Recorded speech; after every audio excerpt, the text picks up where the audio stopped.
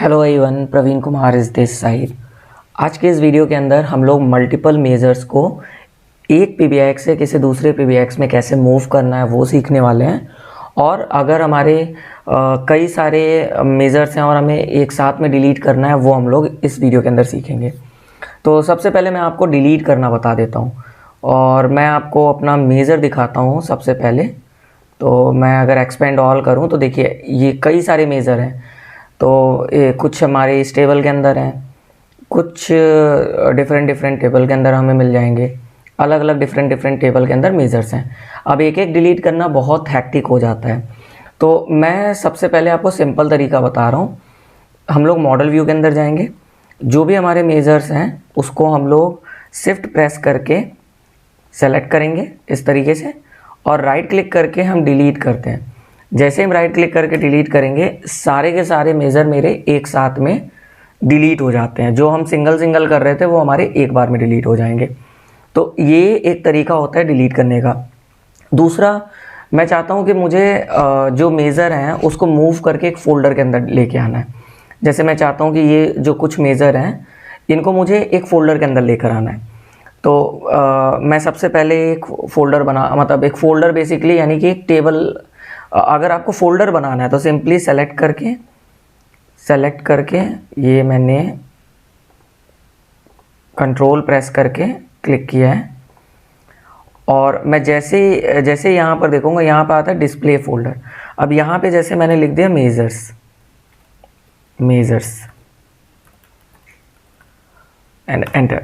तो ये बेसिकली क्या कर रहा है, ये पांचों सेलेक्टेड जो मेज़र हैं इसी टेबल के अंदर एक फ़ोल्डर के अंदर हम ला सकते हैं। जैसे आप देखो, ये एक फ़ोल्डर के अंदर अरेंज करने के लिए होता है। तो ये एक सिंपल सा तरीका है।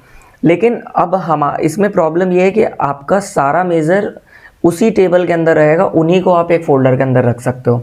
अगर वो किसी डिफरेंट टेबल के अंदर है तो फिर हम नहीं रख सकते हैं।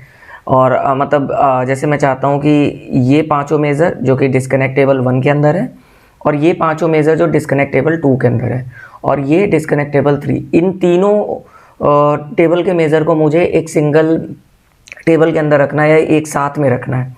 वो हमें कैसे करना है, तो उसके लिए हमें एक एक्सटर्नल टूल डाउनलोड करना होगा जिसका नाम है टैबुलर एडिटर 3।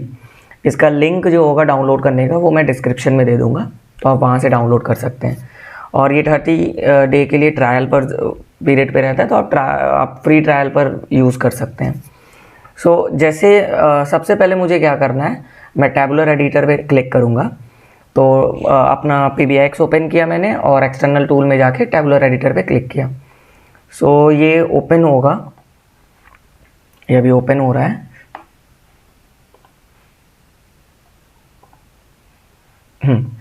ये कुछ इस तरीके से ओपन होगा, आप देख सकते हो। यहाँ पे उस पीबीआईएक्स का नाम लिखेगा जो भी मेरा पीबीआईएक्स की फ़ाइल है। अब यहाँ पर हमारे पास जो टेबल सेक्शन है, मतलब मॉडल के अंदर जो टेबल सेक्शन है, इसके अंदर सारे हमारे फील्ड दिखाई देंगे, जो भी हमारे फील्ड हैं। और इसी फील्ड के अंदर अगर कोई मेज़र है, जैसे डिस्कनेक्ट टेबल 1, 2 एंड 3, ये सारे मेज़र्स यहाँ पर दिए गए हैं, जो भी मेरे मेज़र हैं। मैं चाहता हूँ कि ये सारे मेज़र सबसे पहले तो एक जगह पे अरेंज हो जाए। तो एक जगह पे अरेंज करने के लिए मैं अपने पावर बीआई के अंदर एक टेबल क्रिएट करूँगा। तो मैं एंटर डेटा पे क्लिक करता हूँ यहाँ पर, और एक इसका कॉलम का नाम मैं डमी रख रहा हूँ, और इस टेबल का नाम मैं रख देता हूँ ऑल मेज़र्स। तो इसी टेबल के अंदर हमें सारे मेज़र रखने हैं।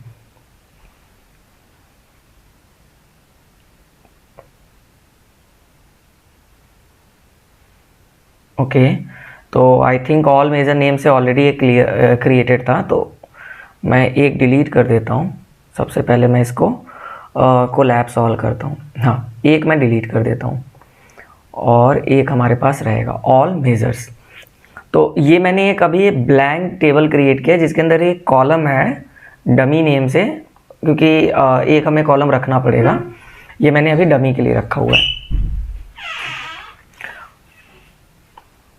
तो इस ऑल मेज़र के अंदर मैं सारे ही मेज़र्स को एंटर करूँगा। तो मैं जैसे इसको कंट्रोल एस करके सेव करता हूँ और अपने टैबुलर एडिटर के अंदर जाकर रिफ्रेश क्लिक करता हूँ, तो यहाँ पर हम देखेंगे ऑल मेजर नाम का जो हमारा नया क्रिएट किया हुआ टेबल था वो यहाँ शो करेगा, यहाँ पे शो कर रहा है। सो वहाँ पावर बीआई के अंदर हमने क्रिएट किया था और वो यहाँ पर भी रिफ्रेश करने के बाद रिफ्लेक्ट करेगा। अब मुझे ये सारे मेज़र को इस ऑल मेज़र के अंदर रखना है। सिंपल है, मैं शिफ्ट प्रेस करके क्लिक करूँगा, शिफ्ट प्रेस डाउन एरो से भी आप सेलेक्ट कर सकते हो।